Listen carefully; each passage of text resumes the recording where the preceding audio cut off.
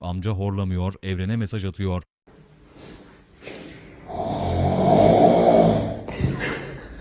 Işıklar içinde uyuyor adam.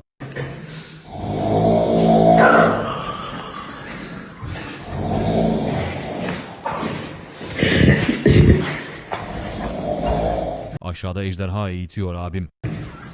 Allah'ım aşağıdaki.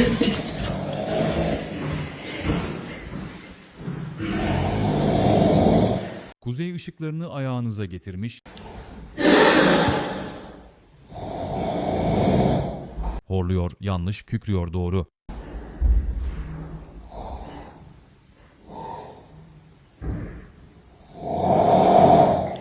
Şu adamı uyandırın da rahatlasın. Uyurken yoruluyor. Adam portal açıyor. Evet komiserim, bu ev.